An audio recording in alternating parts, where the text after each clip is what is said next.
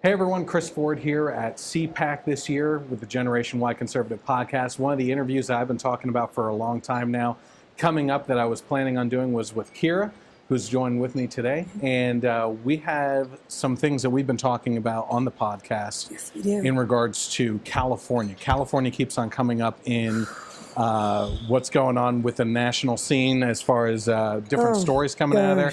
It deals with cultural stories, political stories, religious stories that we've been covering throughout the past year. And well, I was really excited because you and I speak on the phone every now and then. Yes, we do. We've met the last 2 years at CPAC, right? And it's been an interesting one. This we just got done. Basically, this conference is coming to an end right now. Up. We're at the Gaylord, so it's a neat backdrop for us here. How about before we get into the California politics, what do you think of this year's CPAC? This year's CPAC was interesting, and I've been hearing people say that it was a different one than normal.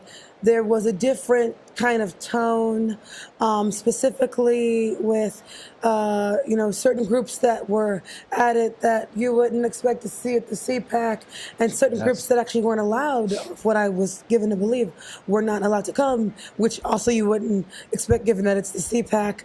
Also, we had newer people who are now kind of up-and-comers, I guess, making their way to the stage. I gave the invocation on Thursday, which was neat and really great.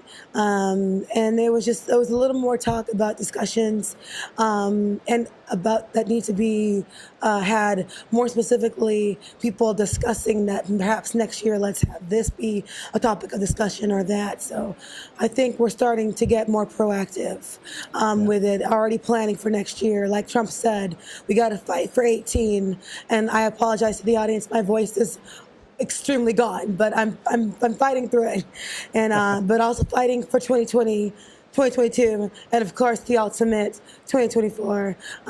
So it's going to be interesting to see what takes place next CPAC. Yes, absolutely. So, what were your favorite parts of this CPAC? Gosh. Other than me getting to give the invocation, which, I love as the Bible-believing evangelical, I love praying. So that was great for me to it was an honor to even be asked. But I think just getting to meet certain people, Kaya Jones, someone who she killed it with the national anthem, getting to meet one Miss Candace Owens, lovely brown conservative. I didn't get to meet her, unfortunately. I got to meet her backstage, someone I look forward to seeing what unfolds there. Yes. And just kind of really getting my bearings. This is my third CPAC. I think I finally have it figured out. Mm-hmm. So it was really more kind of my own kind of CPAC awakening. Favorite speeches at all? Well, obviously, my favorite speech was Trump's. I mean, I didn't even mind having my NRA segment that I was supposed to do bumped because he, carried on. But, when Trump speaks, you just got to drop everything and listen. It's like, hold on. Trump speaking. Shh. Yeah. I got to hear this. And I was like, I recorded everything on my phone. It was awesome. When he's there, everyone is just electrified. He's like this electrifying presence. So probably the highlight for me was him. And I'm not a morning person, so getting up at like 4:30 in the morning, make sure that I was dressed and ready and there on time, worth it. Yeah, it was definitely better security this year than last year. Yeah, and it wasn't as invasive this time. Right. They were able, they did their job, they did their due diligence, and people didn't have to take off their shoes and all that stuff. It was much more, less TSA, more CPAC. Yeah, absolutely. Okay, so let's get into California politics. Okay, so you're from California, you're in the Los Angeles area, right? Yes. You've actually been popping up in some of the viral videos I've been showing. Yes, I went viral. Yeah, me of all people, I'm so low tech. Oh, come on, you're the queen of viral. Oh yeah, here. one every viral video. Every CPAC you come to so far, you're popping up in some video. Yeah, well, hey, I'm just trying to get the message out there. Absolutely. So. Before I get into some of the topics that we've covered over the last year that I feel are it feels like it's like you're talking about an alien planet when it comes to California, What do you see as a resident of California as some of the top political issues that are out there right now? There's so many. I'll give you a minute. Well, The top political issues, if you were to ask, a Los Angelino like myself, I think many of the conservatives would say policy. As of right now, it is illegal for a waitress or waiter to give a patron a straw. Without them asking for it. And they use, it's against the environment, but drugs, pot's okay. We're now a sanctuary state. So it went beyond San Francisco and LA being sanctuary cities. It's now the entire state. So we basically have de facto amnesty throughout the entire state. And some Democrats, or at least the moderate ones, will even say, hey, I'm somewhat liberal and flexible, with the whole pathway system and all that stuff. But, we shouldn't have outright amnesty, and that's becoming an issue. You know what's interesting about that, though, is it almost conflicts with a conservative ideology of states' rights, right? Yeah. So you're almost like every state should be able to decide for themselves what to do, but at the same time, I don't really feel, and I think you would be a better gauge of this, that the Californians actually wanted that, if you're talking about the majority. They did not, and here's what, but at the same time, it gives me hope, and it's almost a sign, really. It's a federal law. See, different states have the right to enact this or that hasn't got to do with federal law. It's state law. But the immigration situation has nothing to do with the individual states. All states must comply and adhere and abide by federal immigration laws, because immigration has to do with the federal level. But the fact that they, in their ever corrupting, way, California swamp dwellers, and we really got to drain the Cali swamp just as much as we've got to drain the DC swamp.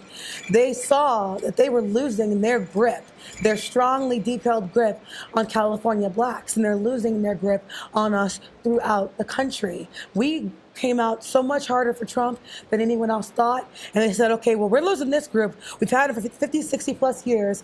Let's get these, Mexicans and other Hispanics in, let them be our new pets. Yeah. And so that's why DACA is being pushed super hard. They see they're losing us. So like, okay, fine, we'll give up a little and we'll focus on the Hispanics. And they figure, well, we'll pander them, same as we did to the blacks. And we figure, well, they're Mexicans, so all they care about is amnesty. So we'll make California and other states sanctuary states, thus, basically achieving de facto amnesty, and then we'll have them on our side for life, at least until they wake up, and then I guess the Muslims will follow. But then the problem it'll be like Trump's speech about the snake.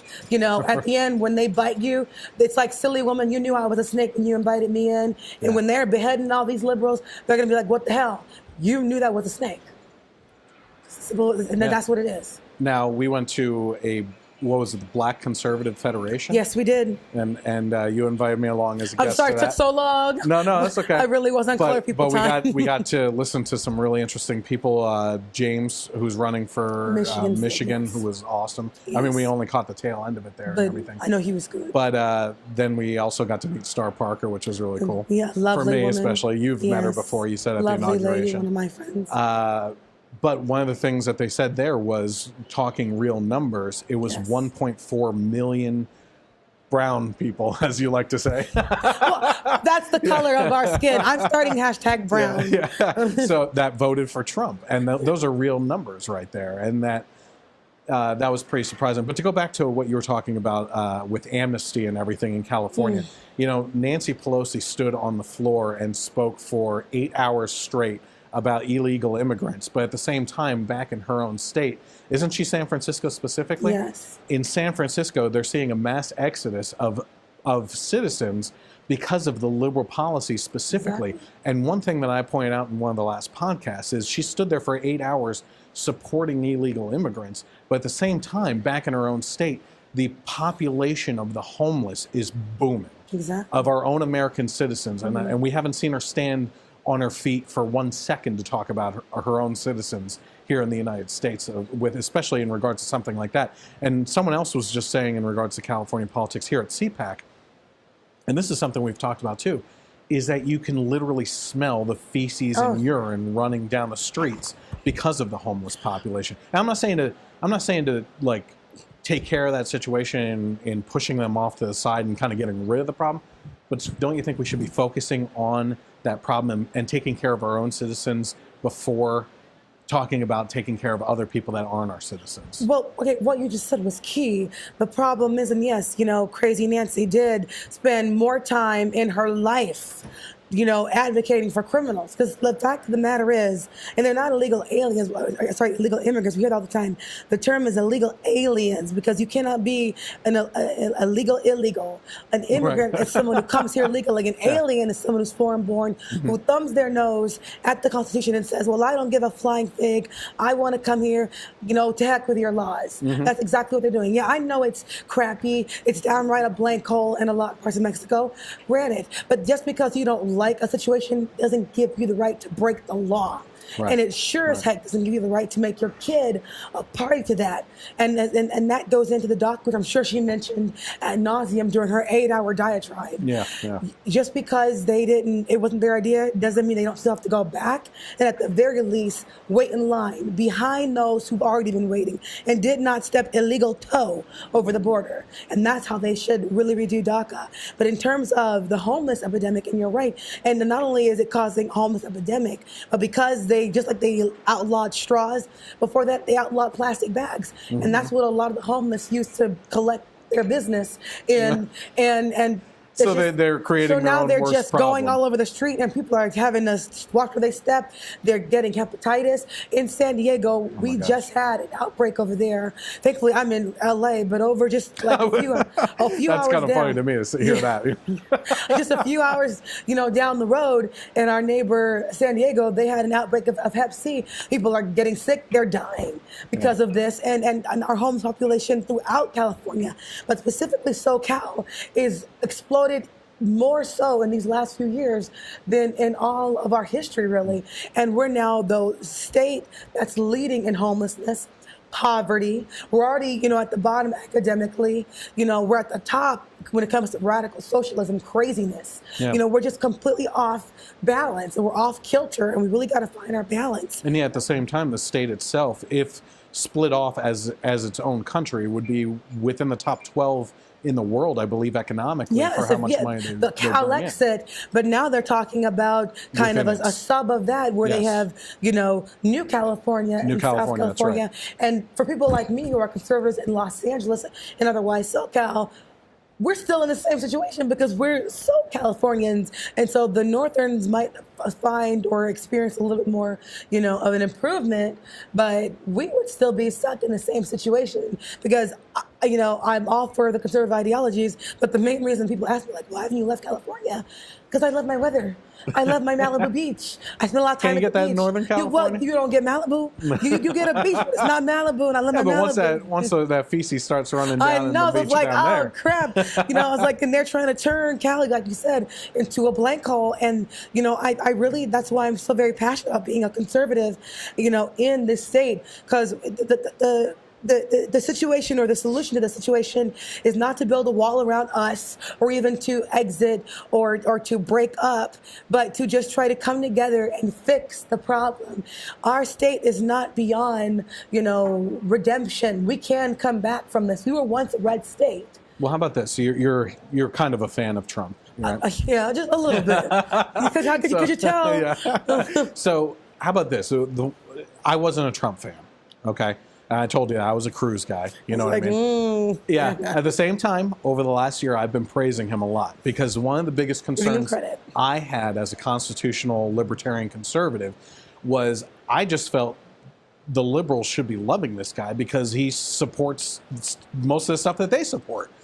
So I was really scared that when he got in, he was going to do a backtrack and do more liberal things and conservative things. He's turned out to do more conservative things than almost any president, certainly in our history, But before I even go on with that, the one thing that did concern me, and I'm wondering what your thoughts are on it, was during the State of the Union address, okay? Loved it. The infrastructure bill and the immigration policy, okay? He basically, the Democrats were looking for basically granting amnesty for about 800,000 illegal immigrants. And he basically doubled down that and said, no, not 800,000. I'm going to give you 1.6 million or 1.8 million. I'm sorry, it was 1.8 million. And then as far as the infrastructure, conservatives are always concerned about spending habits of Congress, and they were concerned about President Obama's spending for infrastructure, and he basically upped it, right? So how do you feel about what he did with that? Even as a big supporter of his, do you feel like that was not in line with what you were looking for as a Trump supporter? Well, it's a little complicated, but I can answer it. The first with the DACA thing, that kind of, most people might look at it and say, "Oh, hold on, I'm a little hinky here," because we're very hardcore about. He clamped down on other things, though. He clamped down on things. The chain migration, and he wants that wall. I'm 100% pro wall. I'm 100% anti DACA. But here's what shows in this particular aspect his immense genius, because if I had to theorize, Donald Trump knows the left. He's in their head. He's living there rent free. He knows that the DACA is their bread and butter. Illegal aliens, amnesty, that's their bread and butter, because again, they lost our support. And he knows that they can't let him have credit for anything. Right. He doesn't want DACA. He knows it's not good for anybody in the state, but those like the Pelosi crowd. So what he did is said, okay, fine, I'll take that and I'll do you one better, knowing you guys are gonna try to figure out some way to say, no, we're not gonna do it because it's coming from you, but they'll do it under the guise of, oh no, he doesn't mean it. He's just trying to tout you guys, and he's still a white supremacist, and then nothing will ultimately get done about DACA, and then he can ultimately say, okay, fine, I gave you a shot, I gave you a chance, now I'm pulling rank, I'm the president, this is a proper executive order to make, and we're repealing it, everyone's got to go, and if they're eligible, they can come back and reapply as actual citizens, thus the people ultimately win. See, he's using their own vicious hate against them. Yeah, absolutely. That's what it's been going against them the whole past year. And that's what so with that, and I believe I had to theorize, that's what I think he's doing, because he said himself, the Democrats don't want DACA, they just want to use it to get political points. Exactly. Now, when it comes to the spending, obviously, as a conservative, I am extremely, frugal. I downright call myself cheap. Watching every penny. A lot of conservatives are. We are at $20+ trillion in debt. Yes. That should pretty much tell you what needs to be done in terms of our infrastructure, and it's because of mainly the liberals, mainly the Democrats, but the rhinos on quote our side have been playing political footsie and patty cake behind the scenes for all these eons, letting them do it because they have their own agenda, just like they have an agenda with the illegal alien activity. They get the free labor, they get the votes, and then Mexico gets the kickback. So everyone's using these people, but specifically our side it needs to come together and figure out a solution to at least trim it down, take the hedge clippers. And I think because Donald Trump is a businessman, he's a business mogul, he knows how to make deals, he knows how to grow economies, create jobs, trim deficits. He's someone who can at least trim it. Now, I think that with all the stuff that we spend that's unnecessary, make a list of all these things, and college campuses are on that list of the things.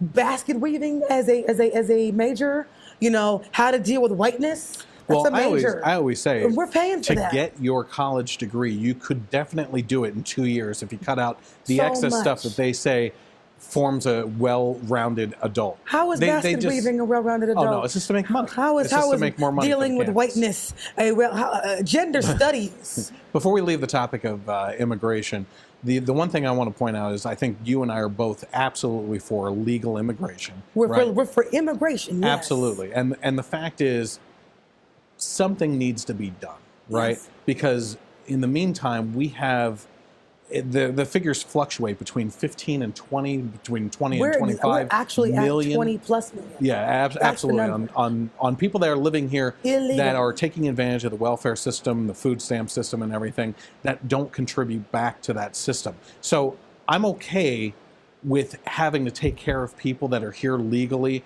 that absolutely need the help and everything, but at the same time, there's a lot of people in that mix that can be contributing back to the system instead of just sucking it all dry. To whatever capacity. Yeah, and if we need to legalize those people, I think that Trump did the right thing in that we need to do something and get this rolling. Well, that's why I hope and I pray that I'm right on this. That's what he's doing. That he's giving them the football and saying, okay, it's your turn. And then when they don't do anything, you're going to say, see, I tried. I tried. And now I can pull rank and say, nope. everybody got to go. Yeah. And when people have asked me, well, what is your, plan for DACA? And I'm like, well, here it is. Everybody has to go. I don't care who you are. I don't care how long you've been here. I don't care if it wasn't your choice. I don't care if you're from Mexico or Switzerland. If you are not here documented, you have to go. And if you're DACA, then you need, depending on your circumstances, like if you haven't committed excess crime, as in nothing beyond the crime of just being here illegally, because they're committing a crime by being here illegally too. Don't think that they're not criminals by being here illegally too. And then if they got a clean slate otherwise, we send them back still, but we bring them back and put them in line, but behind those who've already been waiting. Then we thoroughly vet them even more so. And the people say, well, isn't it going to be difficult them having to readjust and adapt? Their parents were natives of Mexico and they came here and they eventually adapted. So it's just the same thing in reverse. And it's easier to speak Spanish than it is English. So you'll be fine. It may not be pleasant, but life sometimes is not pleasant. And the laws, we cannot pick and choose the ones we want to adhere to and abide. And when we mention the 20 plus million, I would say this. For as much as many of them are trying to come here, because a lot of Mexico is kind of a blank hole, and they'll be the first to tell you that, because otherwise why are they coming here? Yeah. But all the money that the illegal aliens send back home, the ones getting... imagine if it was $1 per person every week. That's $20 million out of the Mexico economy. Great. All the money that they take from us, which they honestly steal from us because they're not supposed to be making a penny here legally. Let me just say this real quick, because I want to keep this moving along with other California things. By now. Yeah. Really sure. I almost take, I try to rationalize, conversations with liberals who bring up good points sometimes, right? Which is, how would we get rid of them all? How would we ship them all out? That is an impossible task. And the only thing I can really think of in regards to that is, okay, let's say we just grant amnesty, shut off the border, right? That. Right. But here's the thing. We do like a one-strike system. Like you do something, you're out. You're out. Well, and then we take care of it that way, because the bad apples, they got to go. You know what I mean? So maybe that's a way. But we'll move on from this real quick. We were talking about the hepatitis C and all that kind of stuff happening out there. One of the things in the last year that happened out in California was the decriminalization of the intentional spreading of HIV. Well, you guys, those for you in California, you have one Scott Newsom to thank for that, since under the apparent guise of, well, it's discriminatory against those who have it, so they shouldn't have to disclose. Yeah, it was, excuse me? It's not the other person's fault that they got it, and more than likely, it's the person who's got it's fault that they got it. Yeah. So what is, even if you were someone, who somehow contracted it accidentally, not by, promiscuity or not by drugs or whatever.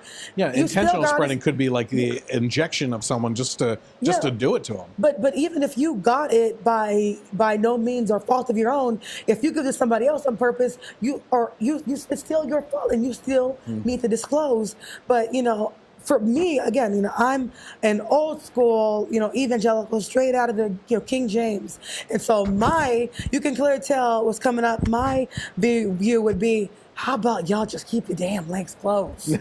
Stay off the needles, keep it zipped, keep it closed. It's just, what's difficult about that? Yeah, it's funny you say that. One of the other things that we've been talking about a lot recently is this, in the beginning of the year, Mike Pence was getting a lot of heat for his only having meetings with women as long as someone else is present. His wife is there. Yeah, exactly. And then the whole Me Too movement took off.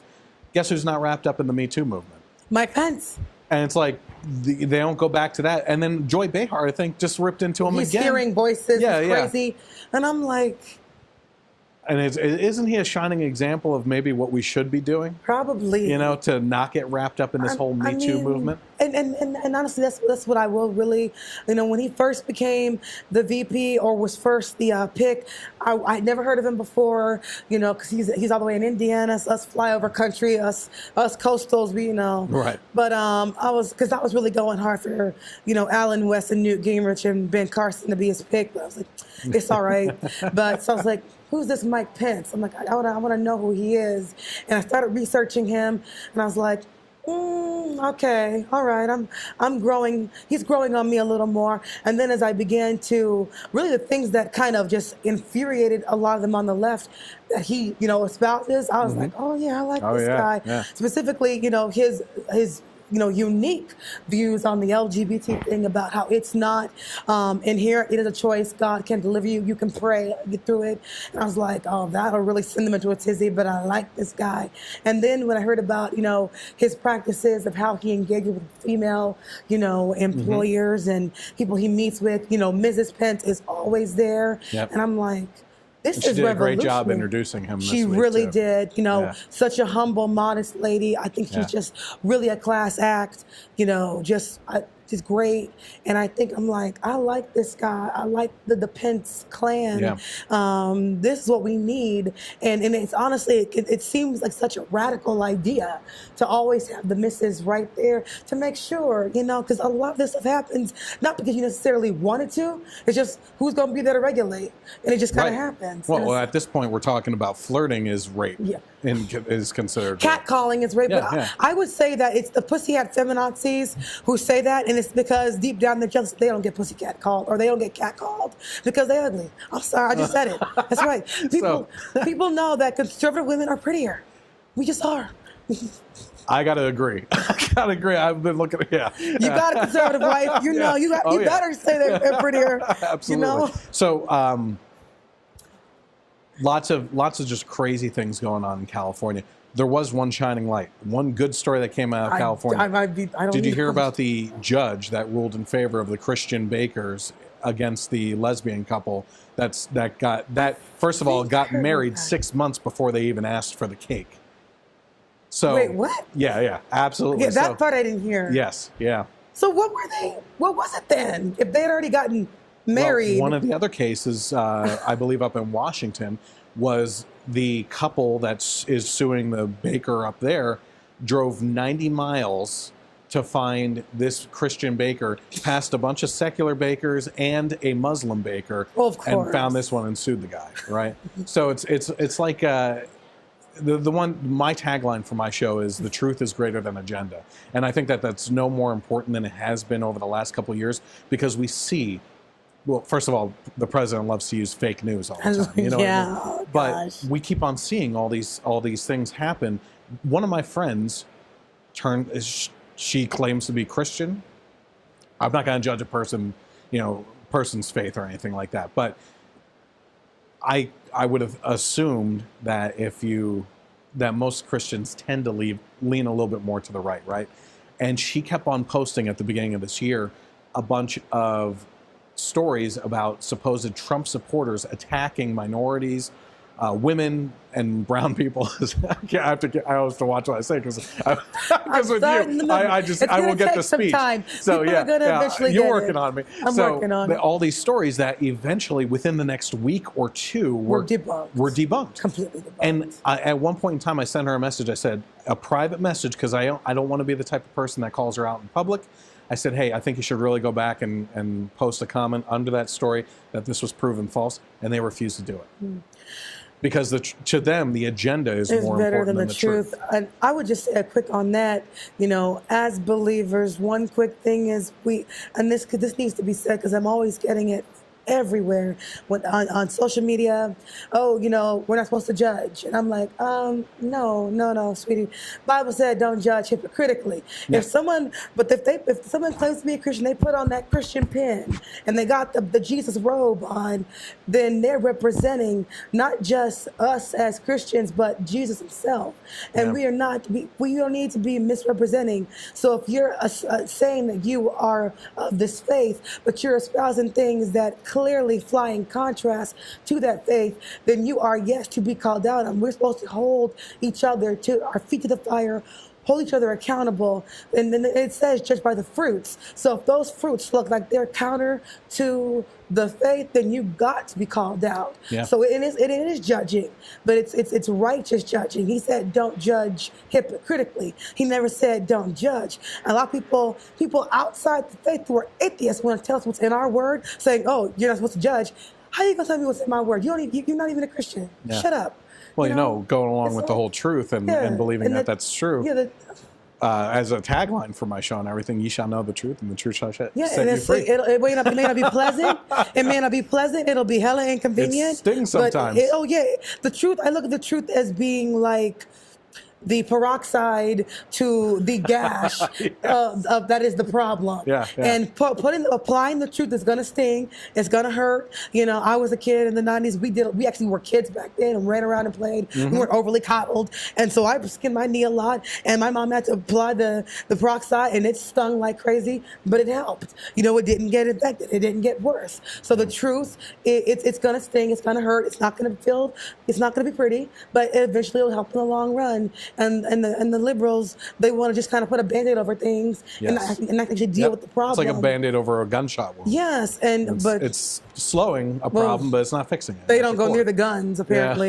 Yet they're armed. Their security teams, the politicians are armed with them. Right. But we can't have the guns. Right. We're the ones living in the regions where you need, well, not me, thankfully, but a lot of people are living in regions where you need to arm yourself. Well, of the 300 million plus guns in the country, less than 1% of them are used for violent crimes. Thank you. So the majority of gun owners are law-abiding citizens, and the rules that they're trying to put in place, the policies and laws that they're trying to put in place, are laws that are going to be broken by criminals anyway. And in the end, you're punishing the people that are law-abiding citizens.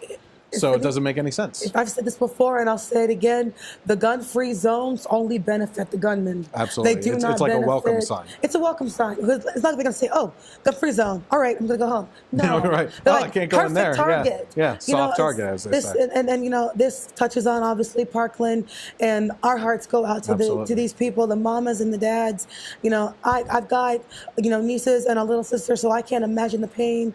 But at the same time, we can't allow ourselves, as free Americans who are already having to hold on a dear life for these freedoms because the liberals are trying to strip away every single right that they can. The answer is more guns, not less, but in the right hands. Exactly. We proved that with the Texas church shooting in Sutherland. A good guy with a gun was able to stop more carnage from being achieved. This, and you can see why they didn't discuss it on MSNBC. Right. And see, that shooting got very little fanfare because how are they going to spin it in their direction? Exactly. So this one they had to they had to really promote hard. Now they got the own students. The students who survived, they're putting them up just to try to gain the sympathy factor. Oh, they can't be attacked. We can just, you know, steamroll over the truth and promote our lie agenda. And I'm like, no, I'm sorry. I will call out whomever is lying regardless of what the circumstances are. You survived it, great. It was because of someone with a gun who was able to ultimately apprehend that guy. Right. Look at it from that perspective. The truth, not feelings. Because as Ben Shapiro says, facts don't care about your feelings. Exactly. And people need to understand the NRA for black people, for the Al Sharpton crowd who want to demonize the NRA, they were founded to arm newly freed former slaves who were being targeted day and night by the KKK, who was founded by the Democratic Party to keep us protected from them. So guns, more guns in the right hands, not less. And so God bless the NRA for that. Yep. I have one topic I want to hit, but before that, do you see any light of hope in California at all? I do see a hope. I feel like if I didn't see any hope, I wouldn't live there. At least I want to say that. But honestly, I'm weather spoiled. Anybody Californians, we know we're weather spoiled. We love it. Our nice dry heat. We've got the best weather, the climate. So you don't like our up and down 20-degree fluctuations over the last couple of days? I have no voice because of this up and down. No. I mean, it's the only place you can go skiing, dune bugging and surfing all in one day. It's the best, climate region. But that's why I stick it out. But also, not just for that, there are so many good people, so many decent people who live in the big, crazy blue desert, and it's a desert more in that it's devoid of common sense for a lot. But the people are decent. A lot of people are decent. And the region is so very important. Their voices are drowned out. Their voices are drowning, but we have within our midst, in our wrath, and I'm talking specifically to Californians, but specifically Los Angelinos. This is, I would say, probably the most important city on earth. Because as goes LA, so goes the rest of the state. And as goes the state, so goes the rest of the country. You know, we hear the term, when Californians get a cough, the rest of the country gets a cold. And as goes the country, so goes the rest of the world. Because whatever we do has such, you know, rippling ramifications and implications for the rest of the globe. And it really all starts in my home city of LA. So that is, therefore, there's such an urgency for that region. We don't need to give up on LA, give up on all of California. We need to focus even harder on California, really mobilize behind it and try to take back the region and flip it around from a current liberal cesspool to a conservative haven. And I think with enough effort, creativity, you know, outreach, getting the truth out there, taking some hits, being willing to I take the hits every day. You know, I get called Coon, Uncle Tom, Aunt Jemima, all that stuff. Sellout, race trader, house, you know what, all that stuff. I've actually had physical attacks against me, throwing bottles, someone taking swings at me, and but I don't let it. Just walking down the street with you here. Yeah, you were in danger with me because we were walking down the street and people were giving us the stink eye. Yeah. But I was like, you know what? I'm almost used to it now. Yeah. It wasn't even phasing you. It wasn't even phasing me. I was the one that pointed. You were like a little scared, like we should get out of here. But you know. You're good. People, I think the people who's most concerned is, well, I don't want to take the hits, not even the verbal hits. Right. I don't want to lose Facebook friends. You have to be willing to take some hits, lose some Facebook friends, be willing to get unliked, you know, and do what needs to be done. You know, it's like what MLK did. He did not create the change that he did without being willing to almost die for it. I mean, he had so many attempts on that man's life. Now, whatever he did behind the scenes in his own personal life, on paper, on record, he was a very significant tool for change that really has been felt throughout the globe, not just throughout the nation. But he knew it was going to take effort, hard work, and taking some hits, all kinds of hits. And if he can do that, one person, you know, for just one group of people, but all people really, then Californians can mobilize together and we can be a larger number, you know, not one lone man like him, but multiple people to try to save the state. It is savable, it is salvageable, and it's worth it. This is our home. For people who are native Californians, this is our home. This is mother to us all. She deserves our fight and our effort. You know, it's a beautiful region. It's got the best climate. Palm trees, beaches, Malibu. I mean, if anybody's ever been to Malibu, you know it's beautiful. I mean, it's so scenic. We don't want to see this turn into Mexico, into Haiti, into other regions where they're willing to die to try to get over here. Right. You know, I mean, in Haiti, they're sewing pieces of garbage and trash together to make a makeshift raft, and they're risking getting eaten by sharks just to get over here. So they're the only ones not mad at Trump for allegedly saying it was a shit hole, you know, because they're like, yeah, it is. Why do they trying to get over here? You know, so why would we want to? Why would they be escaping a paradise? Yes, no one wants to leave a good place. Yeah, they leave a bad place. That's why people are leaving in droves, California, because it's deteriorating and it's destabilizing day by day. Yeah. But it can be fixed. Good. You know, people just please don't give up on California. Okay, so here's what I want to talk to you about too. One of the reasons, and it's almost like Candace Owens said this in a couple interviews I listened to her. She said, I don't want to be stereotyped into a category where I become the representative for the brown conservatives and everything. But if we have to play the stereotyping game to do it, then we have to do it. 100% agree. We have to play that game. So if we're being honest here, one of the reasons why you're so popular around CPAC the past 3 years is because you're a brown woman walking around with a Make America Great Again hat, right? And you are just pulled left and right. I mean, I try walking around with you and it's like you're in an interview. You're in an interview over here, you know, and it's like, it's nonstop. But for you too, looking around CPAC, this is a diverse conference. It was extremely. It is over, what did they say this morning? Over 50% of the attendees were under the age of 34. Yeah, I was like, wow. We have brown people, we have Hispanic people here, we have a lot of women coming. I saw college a lot of Republicans. Yeah, absolutely. I was like, well, we had the Japanese conservative union here, which was the awesome. Japanese version of this. I saw one in a Trump hat. I was like, I gotta get a picture. I was like, I see how they feel about me. Like now, I see how I feel. Yeah. I finally see what it's like. So to go off of that though, what is important for the brown community to see in Republican values or conservative values? What are they missing? What are the liberal ones missing that you realize, that you grasped onto, that is so misconstrued in the media about conservatives hating the brown and any minorities for that matter? Well, I would say that you got to break down the liberals into the ones who are in the establishment, those at the top, the ones who are in the swamp, because they know the truth. They just espouse the life of their own gain. Right. So they know what needs to be done. They just won't do it. Then there is what you were, I think, referring to were the masses who blindly and stupidly vote for them.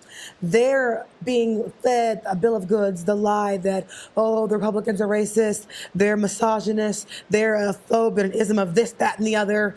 And the thing is that they're misconstruing what it means to be diverse. They always want to promote diversity. Now that is this code word for anything but a straight white male. That's all diversity means, anything but that. Yeah. You know, when in fact, diversity means diversity of thought, ideals, opinions, you know, not necessarily, and even to an extent, backgrounds in terms of where you came from in ideology, not gender. There are only two, by the way. You cannot switch them. Just put that out there. My goodness, this is getting on my nerves. Well, again, I'm an evangelical, so this is one of the biggest problems for me facing, especially in Hollywood, you know. But also the understanding is that color, diversity of color is so important. You cannot help your gender, and you cannot help your color. So why should that matter in terms of, oh, I'm going to get somebody just because they're this gender or because they're that color? That's not diversity. That's just people looking different.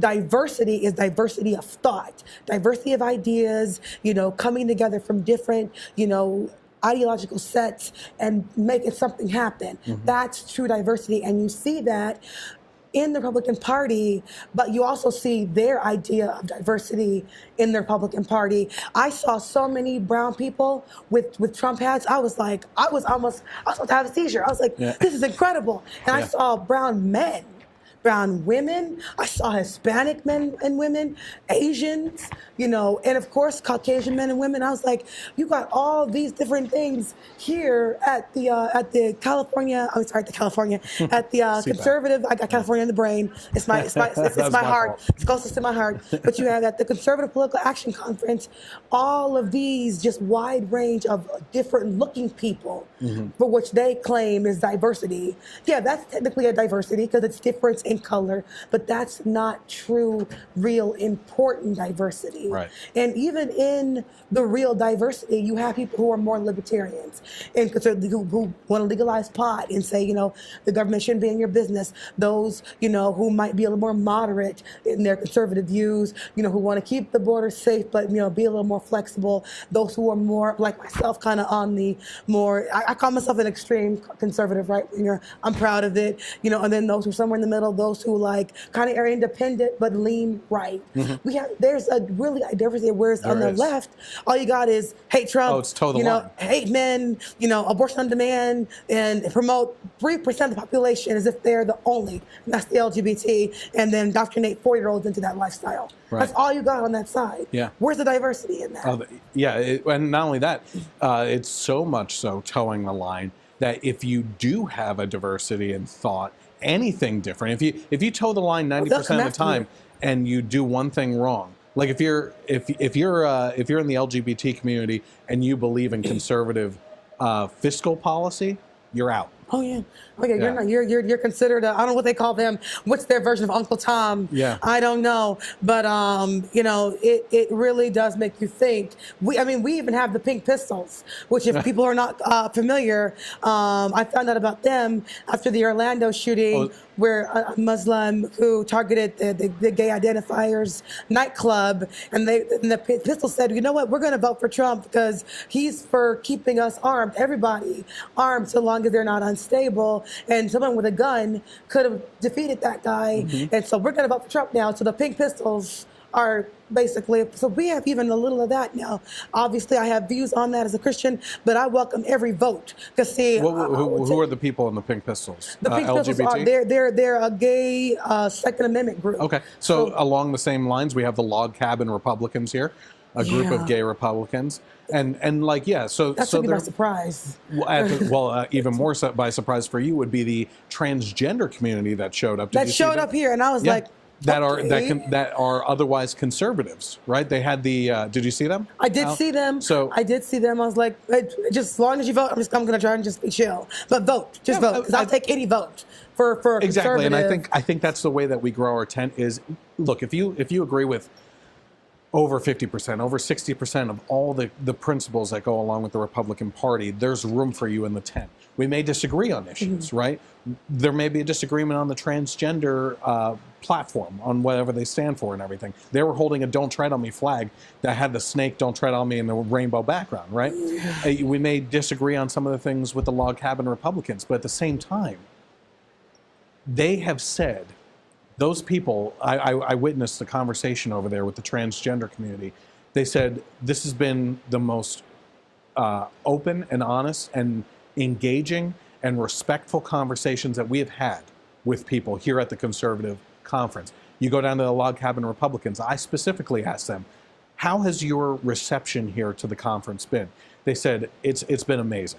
You know, we may disagree on things with some with marriage and stuff like that. Or no, I'm sorry, the Log Cabin Republicans actually disagree with gay marriage. Well, see, that's what I was hoping. I was like, I can, the main problem I have with that whole mini 3% of people, not even the full 3%, is you're going to do what you're going to do behind closed doors. I can't stop you. Yeah, I pray and that's for a libertarian you. approach. I pray for you, but I can't stop you. Yeah. But don't then try to force what you want. I mean, like the people who drove 80 miles past a Muslim bakery and 80 plus different secular bakeries just to try to jam their thumb in our Christian eye, Well, I always say that's the thing that Christians and gays have in common is the gay people or the LGBT community will just say, we just want to be left alone. Well, so do Christians. Like, we don't want to be forced into doing something that we disagree with. Just leave us alone. There's plenty of other things of businesses out there that will help you. And we're not saying, we're not throwing the Bible at you when you come into the business. In most cases, they refer other businesses and say, this is someone that can help you out. I'll serve you anything else in here as long as it doesn't have to do with me, specifically having to do my creative forces into work behind your wedding and participating in what we consider and then going far, that probably what you just said is an extremely small minority of that 3% that truly do just want to be, quote, left alone. But the fact of the matter is, something I have studied on at length, there is a growing radical movement that started out always want to be left alone, but they really want to redefine the norms and recast that in the image of this whole other set of LGBT ideology. So I always want to take that assertion with a grain of salt and say, do you really? Prove it by allowing me to say no. By allowing me to pull my kid out of an LGBT class and prove it by you saying no. That stuff hasn't got to do with the core curriculums of public schools, so we're not going to push that. Because if you really just want to be left alone, then you're not going to try to redefine the norms. Because let's just be honest. This is the norm. That's an alternation. You want to do that? I can't stop you. But don't try to transform the norm.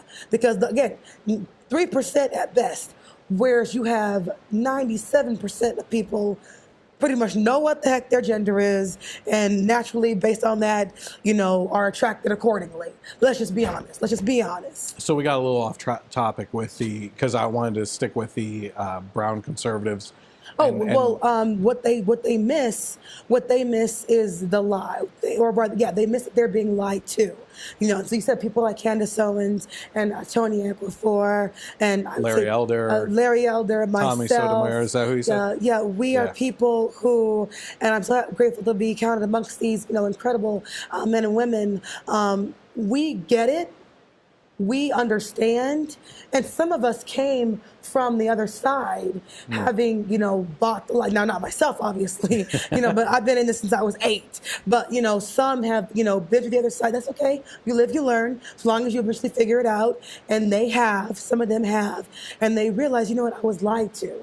The thing I always hear from those who have converted to conservatism is, I was lied to. And the masses, the brown masses on the left, they don't understand on a surface level that they're being lied to. They know deep down what the real deal is. They just don't want to adhere to it because it's easier to get that handout. And unfortunately, it seems like there's always a spark, a changing point, and that goes for anyone, even in religion, right? I mean, there was a time that most people can point to that they came to Jesus, you know, or they switched to a political party that better fit them because of a certain situation that played out. And unfortunately, it just seems like that can't be a mass situation that happens for people to be switched on to something, you know? Well, we've certainly seen some stagnation there. We've certainly seen a decline, but I would go as far as to say that we can revamp, we can recalculate, we can reboot. It's doable. Again, just like saving California is doable.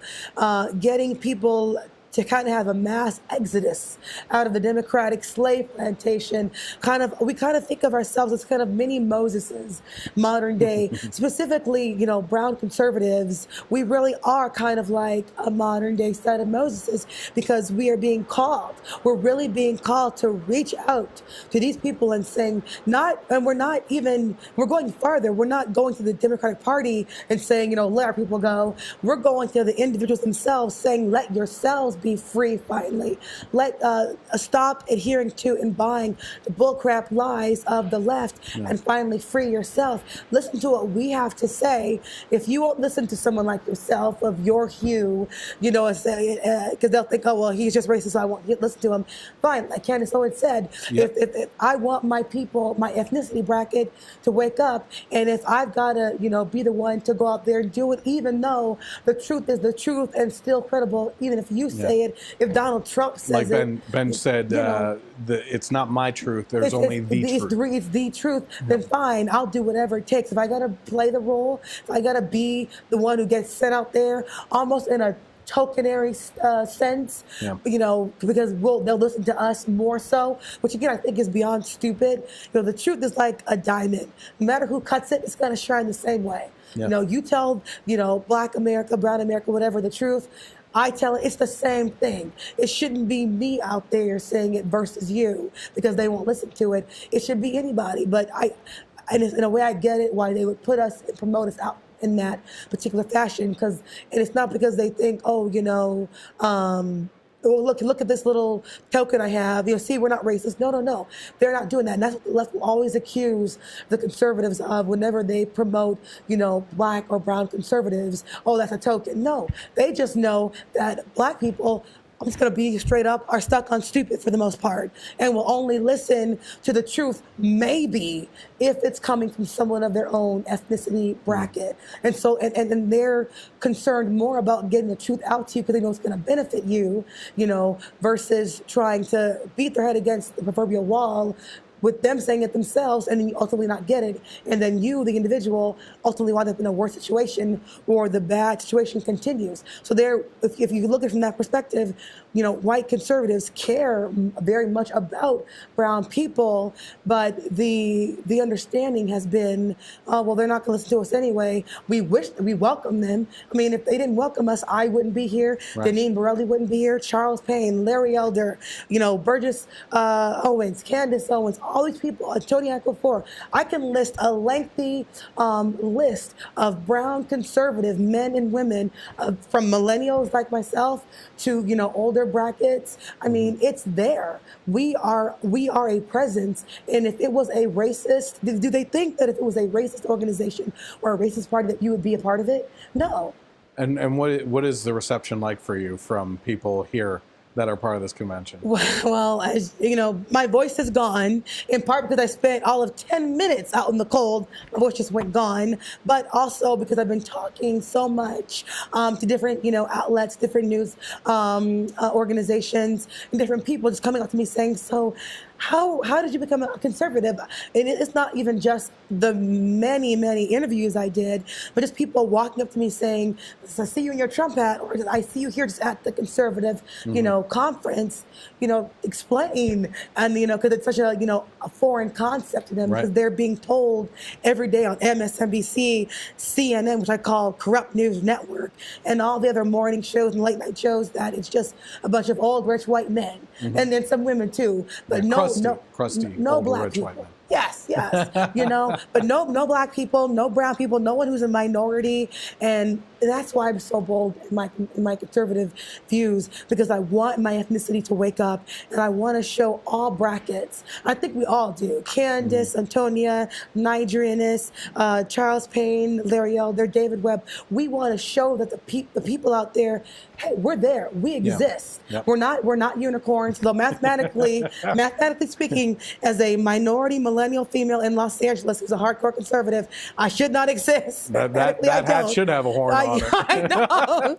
That should be my new moniker. But see, all the more. I mean, they don't even think that moderate, independent blacks exist. So someone like me, I got to put the message out. Well, I thank you for everything that you're doing.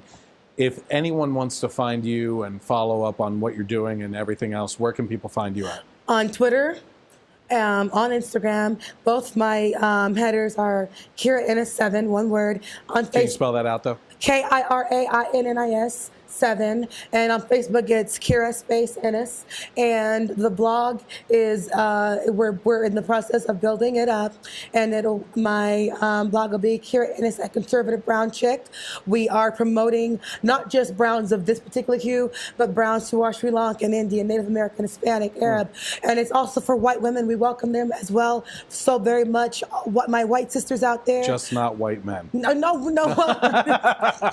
It's really for, we encourage also all men of every varying race, ethnicity to come and be a part, equally welcome. But women are being told that they can only be one thing, that their wealth or that their identity can only be in their gender and what they do with it. You've got to be a hardcore Cecilia Richards type abortionist to be a woman. And we want to show all women of all shades of brown, and white is even a kind of a light I saw brown. I'm Italian. There's just, a light brown.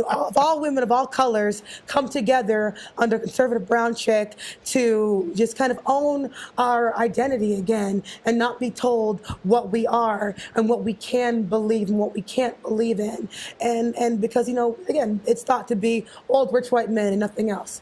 There's a lot of conservative women, hardcore, and I can think of so many. Marsha Blackburn, one of my favorites, someone who I would love to see as the first woman president, quite frankly. And she's been such a hero, a heroine, really, of so many women of varying colors. I know a lot of black women, brown women, if you'll say, who look to her, like her and Margaret Thatcher, two of my favorites. And they're white. White as I would say that wall, and they're people I look up to. You're looking me up and down there for a second. Well, but see, this is what conservative brown chick is wanting to do. Incorporate all people from all walks of life, specifically women, to own their political identity and say, I may be of this particular gender, but I can do other things. I can be a homemaker, a husband, a wife. I can submit to my husband, as the Bible says. I can, be a mom and dote on my kids. I don't have to, or I can be, a corporate raider, or I can be president, and just we're ones for real diversity and real inclusion, and putting forth specifically to let minority women know it's okay to be a conservative. And that'll be one of our key messages, is it's okay, it's really beneficial, if you want to know the truth, to be conservative, because that's the only path that anybody, minority, elderly, black, white, poor, rich, you want to succeed, you want safety, you want security, you want upward mobility, the conservative right is your best chance. Absolutely. Well, Thank you very much. Always a pleasure to speak with you, Chris. We you know I love you, love Chris. Give my best to the family. There's a bunch of other topics I would love to get your opinion on. Our next one. Exactly. To be continued. Exactly. Yeah, absolutely. So thank you again for coming out. Always a pleasure, for sitting down with me, giving me the time. So again, you can find her on Twitter, Instagram, Facebook. And what was the name of the blog that's coming up? Conservative Brown Chick. Conservative Brown Chick. So coming to a blogosphere near you. The only other thing I can say coming from CPAC here this year is if you have never gotten an opportunity to come down, even if you're a little bit to the right, or I would even encourage some people on the left to come Democrats out here are welcome. and see how great people are we here. Won't bite. Yeah, exactly. We had some up on stage, you know? Yeah. If you have the opportunity, I would encourage you to do it. If you don't have the financial means to do it, volunteer for it. Yeah. You get half a day of working in, and you get free access to everything else. Yeah. And you're going to meet the best people ever. I mean, we have both met so many people and made so many new friends and networking opportunities, and it's just fantastic. So this is it from CPAC 2018. And hopefully we'll see you again and for some more things coming out of CPAC 2019 as we approach the next election coming up. Then. So. And remember those who are conservatives, what Trump said, bring it to heart. Fight for 2018 and then fight for the next years to come. We cannot stop. Politics, like money, never sleeps. We're always going. All right. Thank you very much, guys.